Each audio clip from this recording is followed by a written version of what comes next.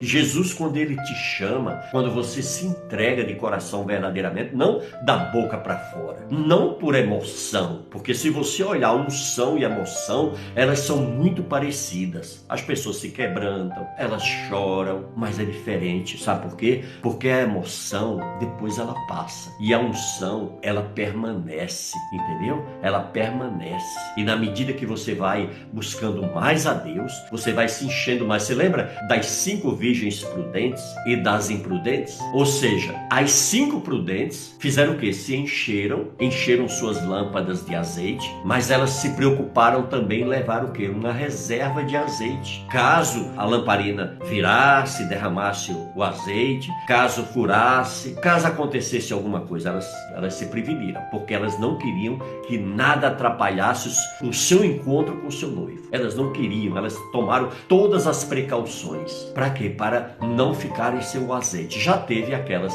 irresponsáveis, aquelas que estavam ali levando a vida do seu jeito, levando a sua vida no improviso. Elas então resolveram, não, vou levar, a minha lâmpada é suficiente. Ela está cheia, vai ser o suficiente. E aí o que acontece? O noivo atrasa. E no momento que o noivo atrasou, elas tiveram que fazer o quê? O uso de todo o azeite e não sobrou. E aí apagou-se as lâmpadas delas.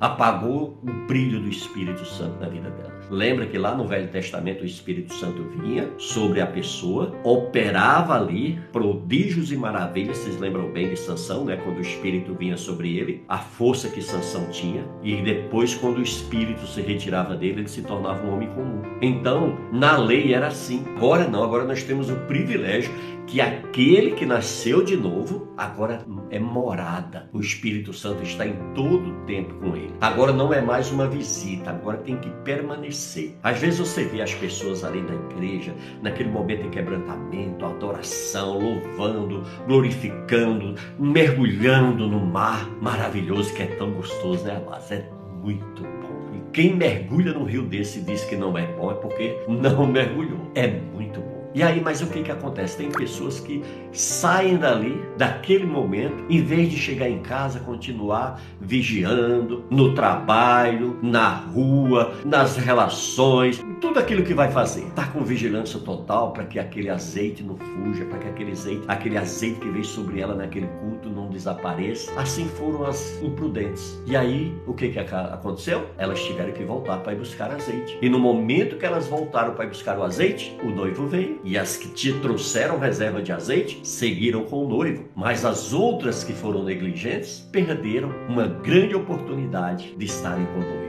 Não é verdade? Então veja bem, queridos, é isso que o nosso Deus nos ensina. Para quê? Para a gente aprender verdadeiramente a nos desprendermos do velho homem, da velha criatura. A gente precisa o quê? Olha, vocês lembram que vamos lá em Romanos capítulo 12? Vamos, para vocês darem. O Senhor vai nos conduzindo aqui nas Escrituras e nós vamos chegando lá, certo? Olha o que diz aí. No capítulo 12 de Romanos, no versículo 1 diz assim. Vamos para o 2. Ou lemos o 1 e o 2.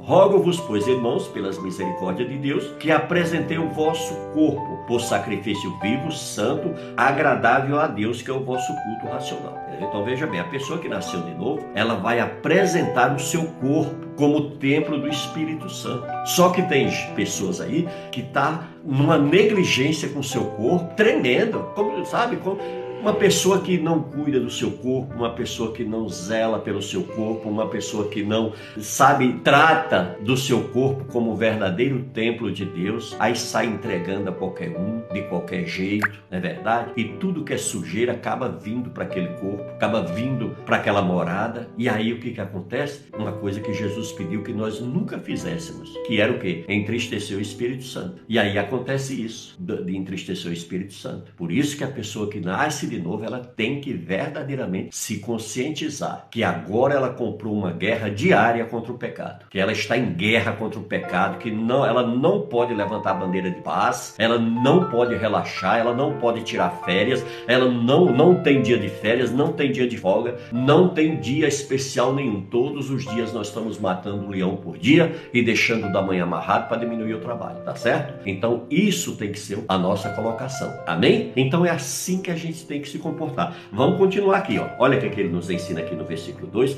e não vos conformeis com este século, mas transformai-vos pela renovação da vossa mente, para que experimenteis qual seja a boa, agradável e perfeita vontade de Deus. Amém? Então aqui, olha que coisa tremenda. O Senhor diz para quê? Para que eu e você venhamos trabalhar para nos desvencilhar nossos pensamentos. Amado, tem gente que pensa em pornografia o tempo todo, pensa em passar a perna em outro em todo o tempo. Tem pessoas que ficam o tempo todo matutando, calculando, ali juntando esquema, estratégia, para quê? Para prejudicar alguém, para se dar bem, para sair na frente, para passar a perna, para se dar bem de qualquer jeito. Então, amados, essas pessoas, elas precisam trocar as informações da sua mente. A gente vê aqui no nosso país, por exemplo, a gente vive debaixo de um sistema político que é triste, que é terrível, não é verdade? Mas por que nós estamos nisso? Porque o brasileiro, o cidadão brasileiro, ele precisa mudar a sua mentalidade.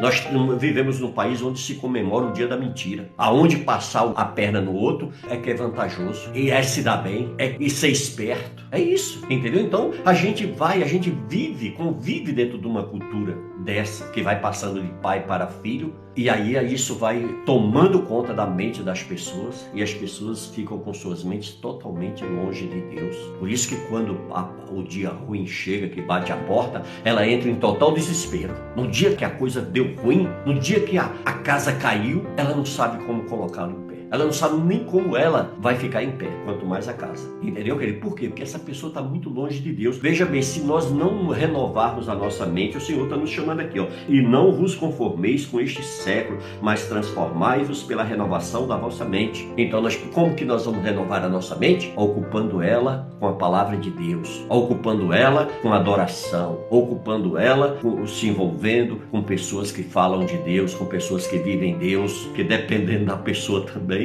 a gente tem até que vigiar também, né? Entendeu, queridos? Então, nós precisamos, em nome de Jesus, santificar, mudar. Nós precisamos largar o Egito e entender que agora o nosso alvo é Canaã. Temos que largar verdadeiramente os ensinamentos que nós passamos uma vida toda aprendendo errado. Para agora, a gente então andar de forma que vai agradar a Deus, que Deus está nos orientando. Temos que fazer o quê? Desconstruir todos esses ensinamentos errôneos que nos afastaram de Deus. Amém? Porque senão, amados, qualquer sucesso que a gente tiver nesse mundo, se nós não tivermos fundamentados em Deus, não vale de nada. Porque veja bem, tudo que você conquistar nesse mundo, ele vai ficar aqui. A única certeza que eu e você temos é o quê? É que um dia nós vamos morrer. Então tudo que você conquistar aqui vai ficar aqui. Você não vai conseguir levar. Então o que é que você tem que fazer? Você tem que entender que é necessário abrir mão, colocar Deus em primeiro plano. Se nós colocarmos Deus como número 1 na nossa vida, todas essas demais coisas, elas serão acrescentadas na nossa vida financeira, na nossa vida sentimental, no nosso casamento. Não tome o lugar de Deus nas nossas vidas, porque tem muita gente aí que, olha, se mexer na vida financeira dele, mexeu com ele. Entendeu? Ele coloca a vida financeira acima até da sua família, dos seus sentimentos, coloca acima de tudo. Ele acha que o dinheiro dele pode comprar tudo e a todos. Não é verdade? A gente sabe que isso é uma grande mentira de Satanás, que a coisa não funciona assim, não é verdade? Aí veja bem, vamos